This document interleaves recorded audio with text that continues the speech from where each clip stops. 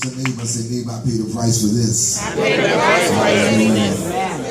Amen. Yeah, I paid the price for where I am. I've suffered some things. I'm suffering right now, but I got to keep on going. It may not look like it, but sometimes you got to smile even when you want to cry.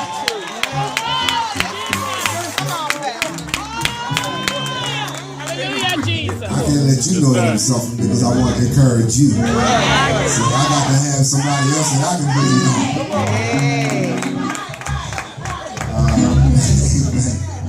I want to call your attention to the gospel according to St. Luke chapter number 14. Amen. At verse number 27 and verse number 28. Lord, if find favor in your sight, Lord, please hear my humble cry. I'm desperately waiting to be where you are. I'll cross the hottest desert. I'll travel near or far for your glory. I would do anything just to see you, to behold you as my King. Lord, if I find favor in your sight, Lord, please hear my heart. I'm desperately waiting to be where you are. Across the hottest desert, I'll travel near or far for your glory. I will do anything to behold you as I am. Father, in the name of Jesus, God, I thank and I praise you and I magnify your name. I give you glory, I give you honor, I give your name the praise. I bless your name right now, Father. Now anoint your man servant, oh God. Hallelujah. Move the flesh out of the way, God. Not that we'll preach a good sermon, but a sermon that will do some good. Father, I thank you and I praise you in Jesus' name. Let God's people say amen. Thank you, Jesus. Amen.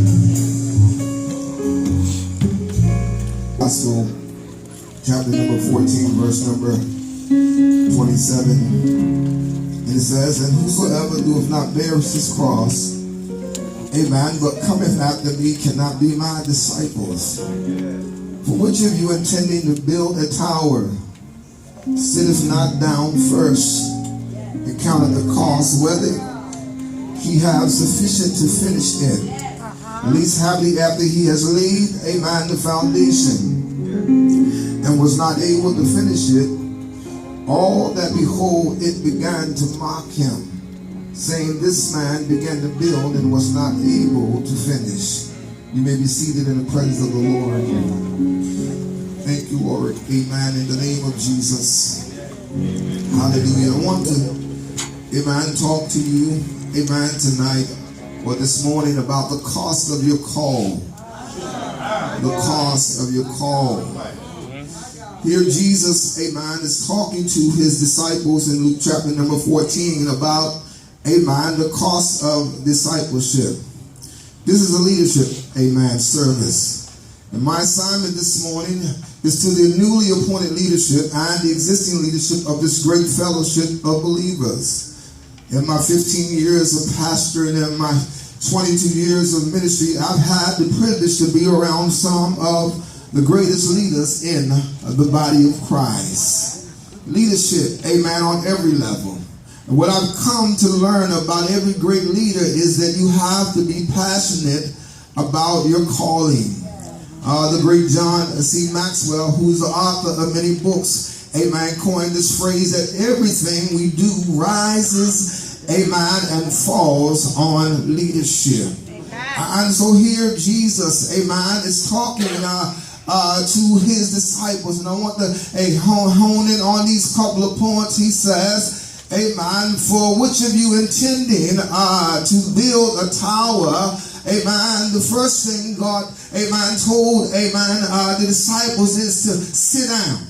Amen. You know, sit down and count the cost. You know, at leadership, amen, we as leaders, we always, amen, are excited about going, but we have to make sure, amen, that we sit down and we understand, amen, what we're getting into. Amen. Bishop, when I went out to pastor, amen, I think I went out and I was angry because, amen, I really thought that I could do it better than the pastor, amen, that I was working with, amen. And when I got out there, I wish, amen, that I could have sit down.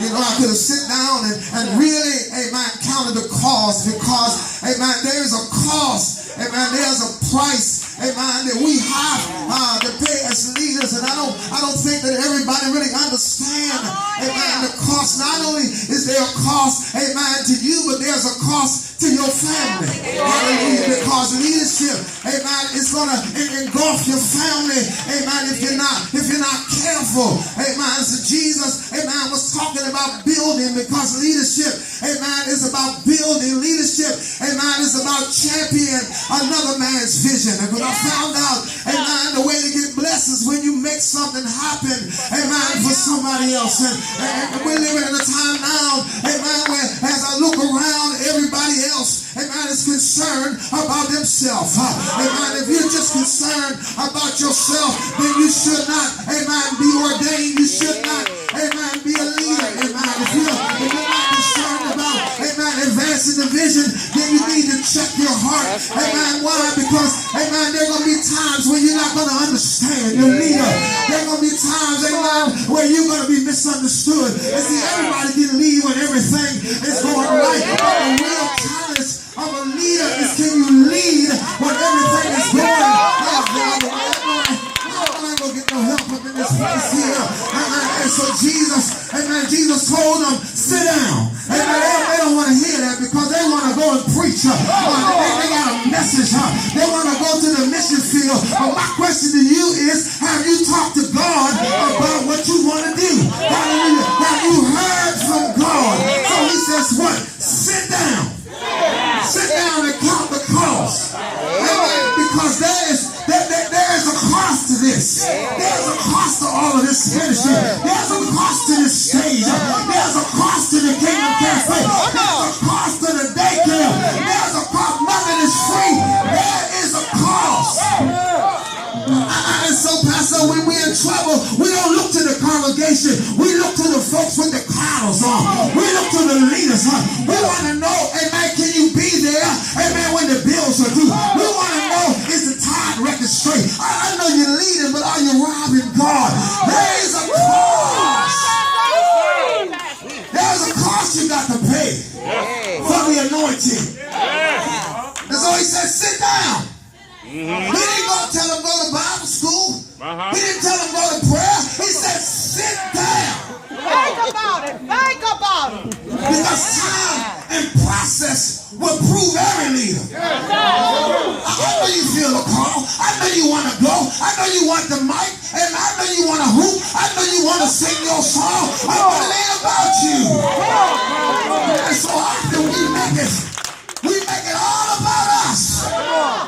There's a price tag to pay for that blue shirt. There's a price tag that he paid for that red shirt. He just didn't arrive there one day and said, I wanted to be, amen, a leader. Being a presiding bishop, amen, it's more than just preaching, but it's responsibility. Amen, when you lead folk, when you say you're leading, that means you're going to take on the problems of people and you're going to help them get where they need to go. That's what leadership is about. Being a bishop is not just having a ring. Amen. God Almighty. Woo. Everybody wants a title, but nobody wants responsibility. It is a responsibility that comes with your title. I know you want to get on Facebook, but you better get on your face because you don't need prayer.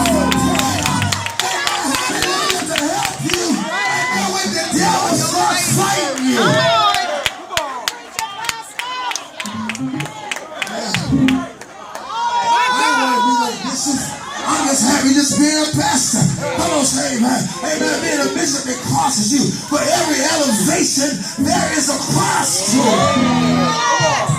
Right. Yes. And if you can't take care of your own household, pastor, how can you take care of the house of God? If your finances is messed up, how can you tell somebody else about their finances?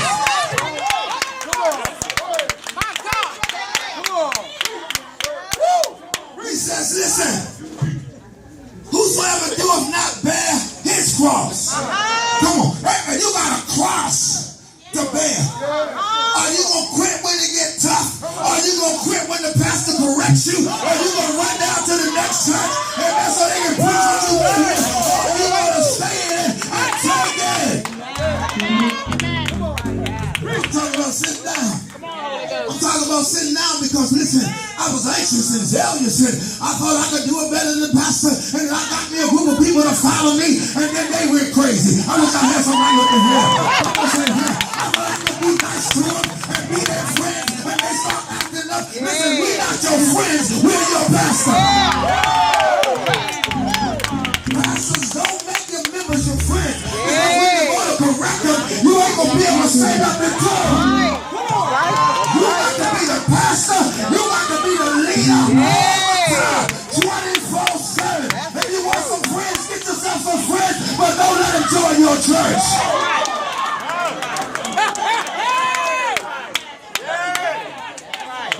I've been around a while. Come on. I seen them come. Yes, sir. I seen them go.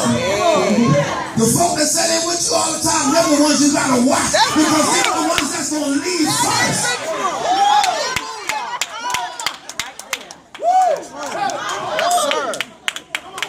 Leadership is like a bus.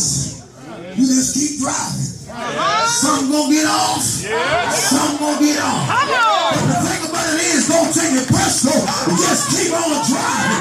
Because sooner or later, the right people are gonna get on